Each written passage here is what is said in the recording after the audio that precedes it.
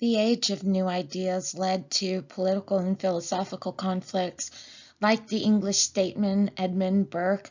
The French thinker Joseph de Maistre was a conservative who went against the tide of Enlightenment thinking.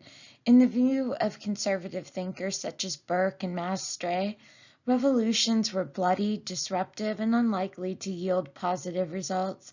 However, try as conservatives might to quell revolutionary change, the desire of the common people for constitutional government and democratic practices erupted in revolutions throughout the 19th century, and many nations did indeed get a new form of government that responded to the new wave of thinking with its key ideas: progress, reason, and natural law. The main revolutions covered are the American Revolution, the French Revolution, the Haitian Revolution, and the Creole revolutions of Latin America. The ideas that inspired the American Revolution had their roots in European Enlightenment philosophy. The economic ideas of the physiocrats also played a part in the American Revolution, providing a defense of free market ideas in opposition to English mercantilism. Additionally, the American colonists had become increasingly independent politically.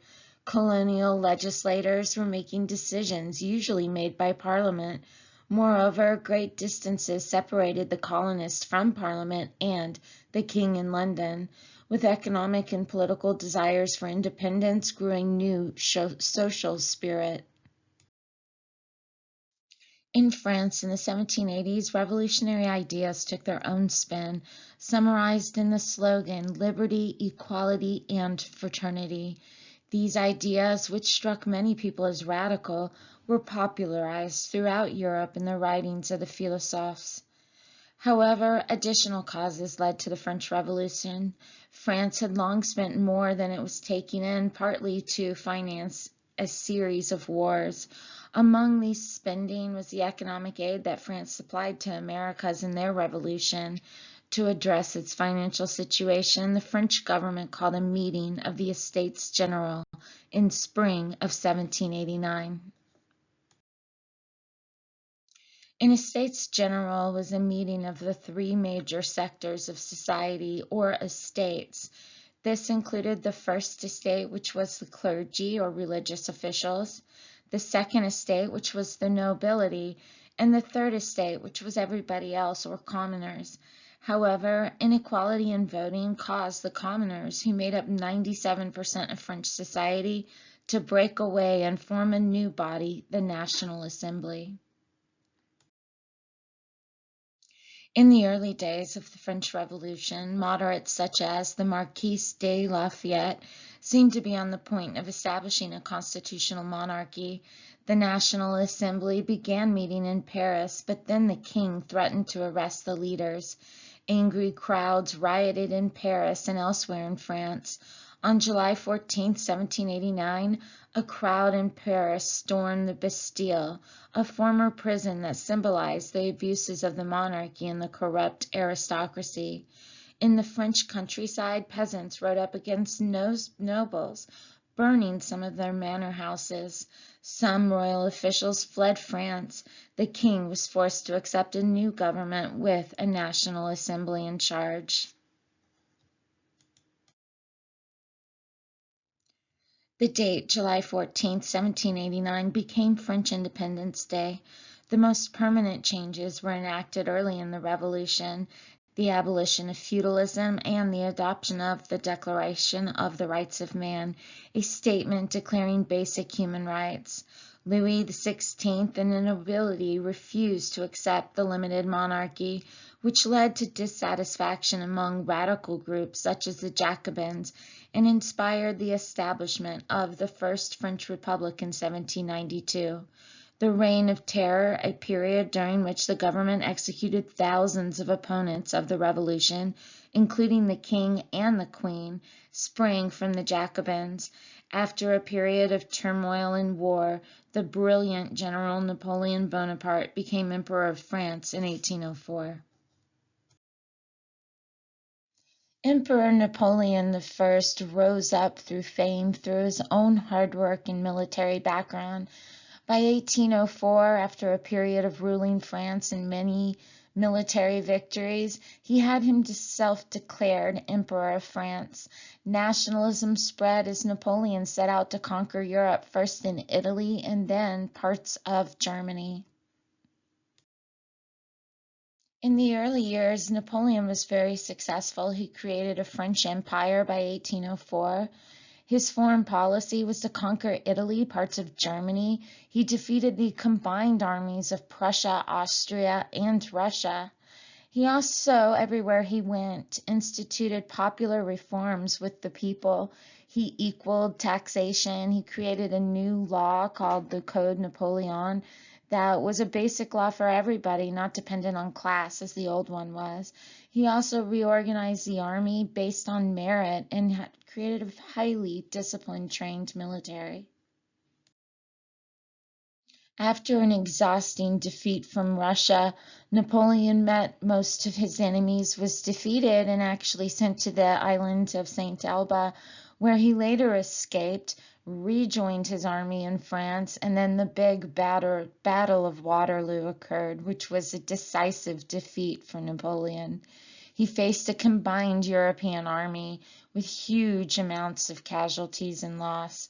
In the end, the Congress of Vienna met and they sought to restore the old order, and Austria emerges as the greatest power in Europe. At the end of the 18th century, revolutionary forces were also at work in the rich French sugar and coffee colony of Haiti, on the western third of the island of Saint Domingue, also known as Hispaniola. Slaves revolted against their white masters, killing them and burning their houses. This slave revolt was soon joined by escaped slaves called Maroons. The examples of the recent American and French revolutions led former slave Toussaint L'Ouverture to join the revolts in 1791 and then to lead a general rebellion against slavery. Besides being well-read in Enlightenment thought, L'Ouverture proved to be a capable general. His army of enslaved Africans and Maroons established an independent government and played the French, Spanish, and British against each other.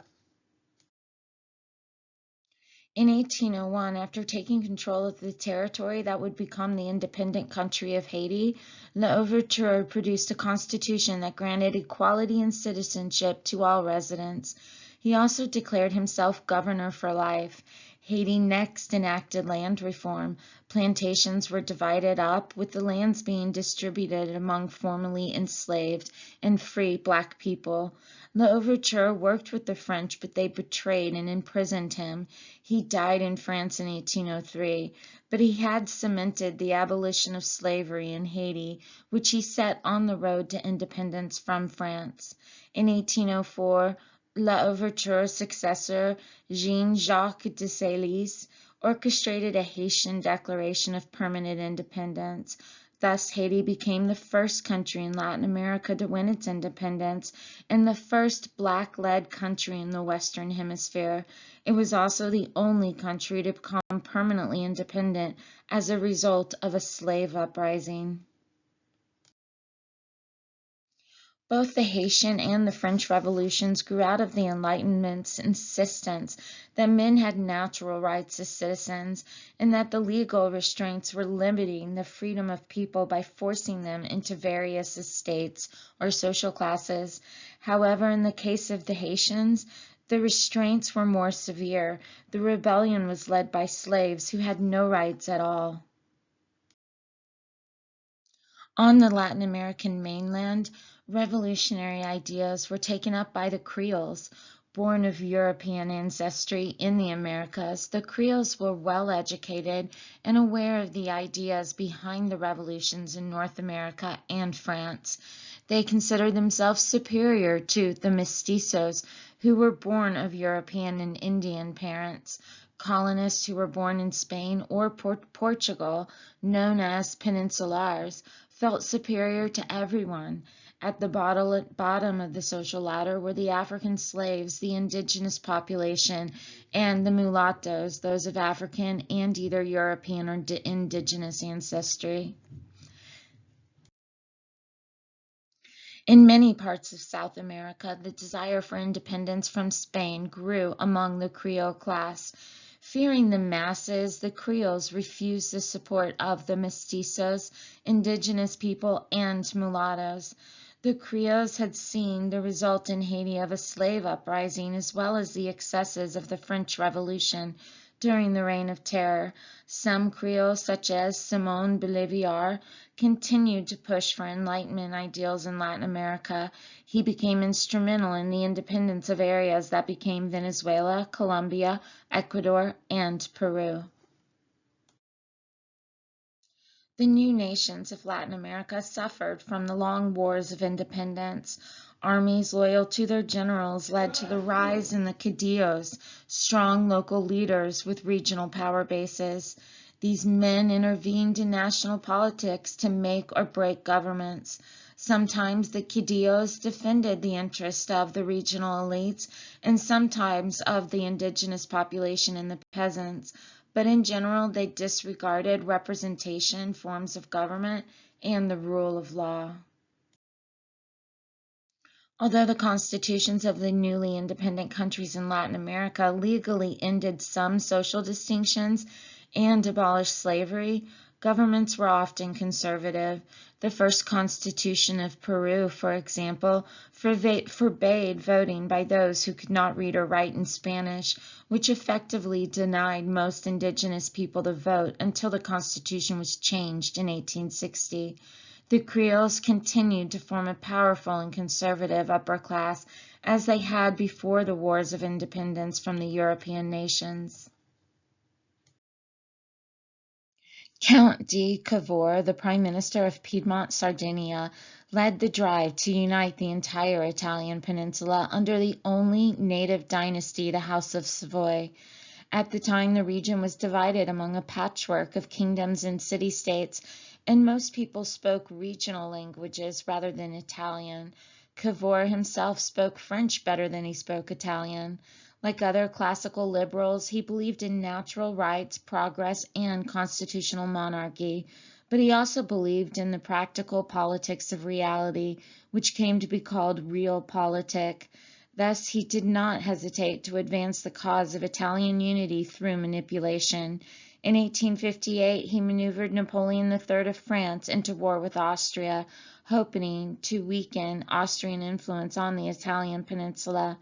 Napoleon III backed out of the war after winning two important battles, partly because he feared the wrath of the Pope, who was not eager for his papal states to come under the control of a central Italian government.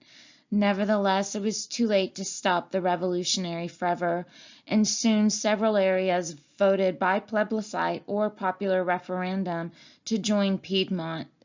To aid the unification effort, Cavour adopted the radical, romantic, revolutionary philosophy of Giuseppe Mazzini, who had been agitating for Italian resurgence since early in the 19th century.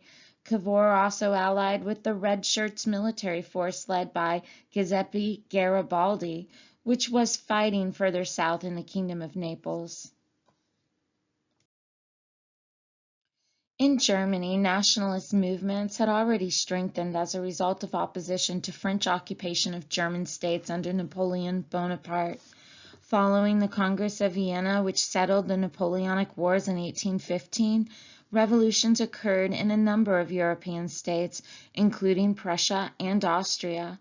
The revolutions of 1848 were the result of both nationalism, especially a desire for independence, and liberalism, a desire for representation under constitutions that recognized civil liberties.